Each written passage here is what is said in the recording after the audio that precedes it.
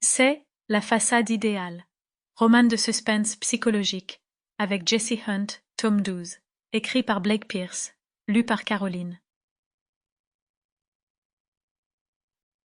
Prologue. Claudia avait peur de bouger. Elle sentait qu'elle était sur le point de vomir, et craignait que le moindre mouvement, aussi insignifiant qu'il soit, n'aggrave la situation. Ce qu'elle espérait, c'était qu'elle s'endormirait à nouveau, et que, quand elle se réveillerait, elle n'aurait plus tous ses nœuds à l'estomac. Dans le lit, elle changea de position pour se détourner de la porte entrebâillée de la chambre. Quelqu'un avait laissé une lumière allumée dans la pièce principale de la suite d'hôtel, et le ray de lumière qui passait éclairait plus la chambre qu'elle ne l'aurait voulu. Elle essaya de l'ignorer et se roula en position fétale en regardant les lumières de Hollywood Hills qu'elle voyait clignoter dans le lointain entre deux rideaux légèrement écartés.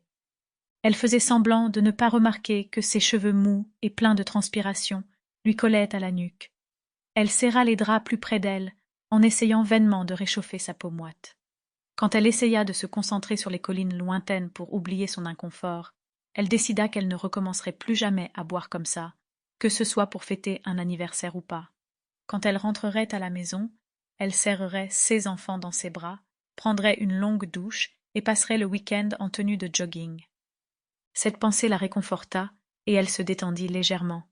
Elle imagina Callie et Joey venir la retrouver en courant quand elle passerait la porte d'entrée et lui demander s'il lui avait manqué au bout d'une nuit de séparation. Soudain, ses yeux lui parurent lourds, et les lumières qui clignotaient par la fenêtre se firent floues. Son corps s'appesantit sur le matelas. Elle s'endormit.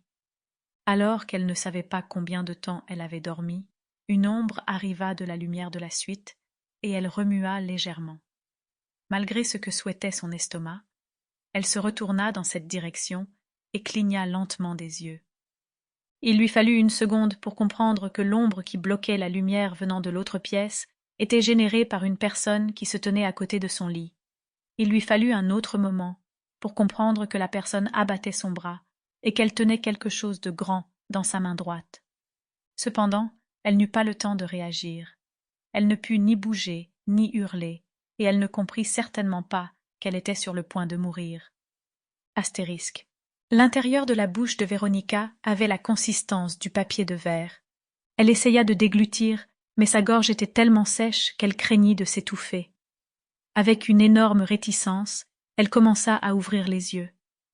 Il lui fallut déployer quelques efforts, car ils étaient devenus légèrement collants, probablement parce qu'elle avait été trop ivre pour s'enlever ses lentilles de contact. Sample complete. Ready to continue?